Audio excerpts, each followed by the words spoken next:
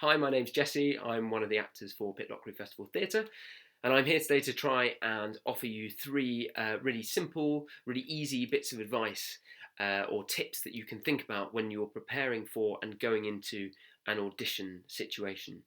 They're things that over the last few years of going up for loads of auditions across a wide variety of projects myself, I've found to, broadly speaking, be pretty applicable most of the time.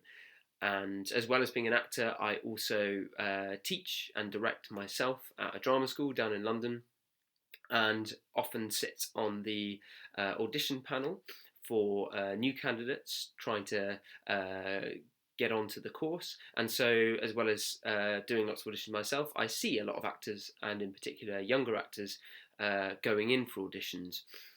So the things I'm going to try and offer up today, as I said, are simple, generally applicable things that I try to implement myself and to look out for and really respond positively to when I see actors doing them in those kind of situations. So yeah, I hope you enjoy them. I hope you find them useful. So I think the first and probably most important piece of advice I would give whenever you're approaching any audition is to think about what are you trying to do to the other person in the scene or to the audience, whoever it is you're speaking to. What effect are you trying to have on them? What change are you trying to make in them? And to be really, really specific about that. Sometimes this is referred to as thinking about what your intention is or what your objective is. There's various different ways that directors and theatre makers like to think about it, and actors like to think about it, but they're all broadly very similar in that they are focused not on you thinking about what you're feeling and what you're showing the audience in that scene. For example, showing them that you feel sad or that you feel happy or that you feel frustrated. It's not really about trying to conjure up sensation from within the self. It's more about trying to have an active, specific effect on the other person in the scene. So if you're speaking to the audience, for example, or in an audition situation, it might be an imagined audience that you have to conjure up for a monologue or whatever. But always still think, what am I trying to do to these audience members, these people who are listening to me? What's the change that my character is trying to make in them? Am I trying to make them understand me, trying to make them afraid of me? Am I trying to get them to help me work out or solve a problem that I don't have the answers to?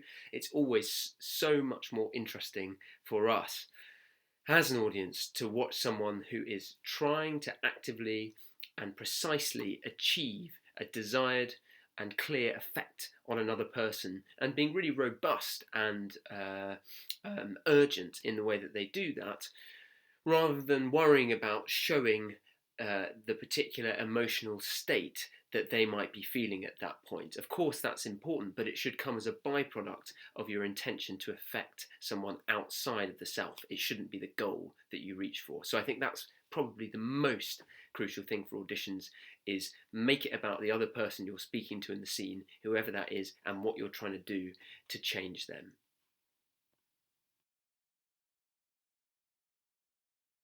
So the next thing that I think is really worth considering before a lot of auditions that you may go into is, what are the stakes of the scene that my character finds themselves in? And what that means is it a high stakes situation or a low stakes situation? What is at stake in the scene? Is it a scene in which I'm having to plead with a partner not to leave me? Is it a scene where I'm trying to convince a judge not to sentence me to 30 years in prison? Is it a scene where someone is maybe pleading for their life? All of those are very high stakes situations. That's how we describe them. Or is it just a scene where I'm trying to persuade my brother or sister to do the washing up for me because I can't really be asked to get off the sofa? That's a fairly low stakes situation. So be really specific about that. And I would always say, be cautious. Whilst we obviously, as actors, our natural tendency, I think, sometimes is not to want to be melodramatic, not to want to overdo it, and that's really, really, really good. But be cautious that you're not undervaluing the stakes for the character at that point in time. You have to make a kind of psychological jump into their shoes, really try and empathise with that situation and go, what does this person stand to lose if they don't achieve what they're pursuing in the scene? And it might not seem that important to you from the outside, but really drill into and be strict with yourself about how important it is for them. Because often I think what we do in auditions and what I see in auditions when I'm watching them is sometimes we shy away from playing the really high stakes, sometimes life or death feelings that are often contained in really serious, dramatic scenes on stage, particularly classic plays, Shakespeare plays, modern 20th century plays. The stakes are incredibly high on the whole, and there's a lot that the characters stand to lose if they don't achieve what they're trying to in the scene. So my advice would be really drill down into whether you're upping the tension and upping the level of risk for your character to a high enough level. Because if you're not, then the scene might not quite have the directness and the urgency and the drive that you really need to activate it, and which will create the required drama on stage to grab an audience in a believable way. The final piece of advice today would be, once you go into an audition and you've done your piece, your scene, your speech once, in the way that you've prepared it, if your director or casting director, whoever it might be in that situation, gives you a note of what they would like to see done differently, really, really try and commit to taking that note and doing it differently.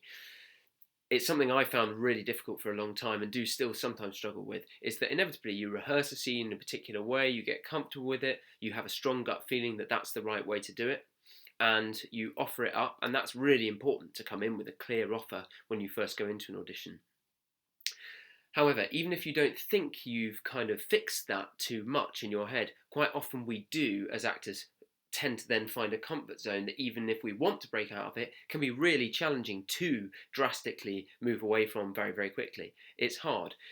But if a director says, okay, that was great the way you did it, I'd like to see it done in this completely different way, then make sure firstly that you've really understood the note, understood what they're getting at. It might not be perfectly clear the first time because the director might still be working out themselves exactly what they want.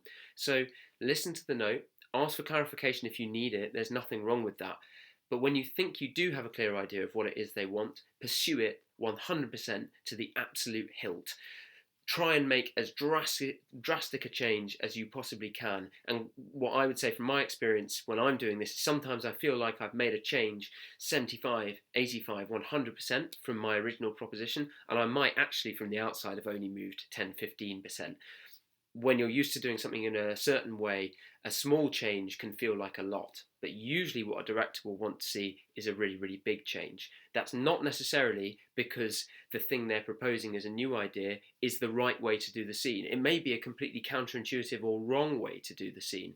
But what they're interested in usually is seeing your willingness and your ability as an actor to take a note quickly, to adjust and to go with it, and to explore a different proposition for that character, that scene, that situation. They want to see that flexibility because it's a real joy to work with as a director when you find it. It means that you're not going to have that worry about casting that actor and thinking, oh, am I going to have to ask them to do things 5 times before they start doing B when they've originally thought it's A.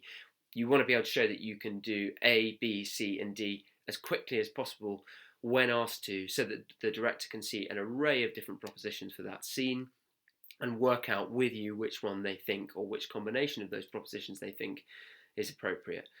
So, if you get a note, take the note, pursue it to the hilt, commit even further than potentially feels natural or safe to do so. Run the risk of getting it wrong. It probably won't be wrong. That's what they want to see.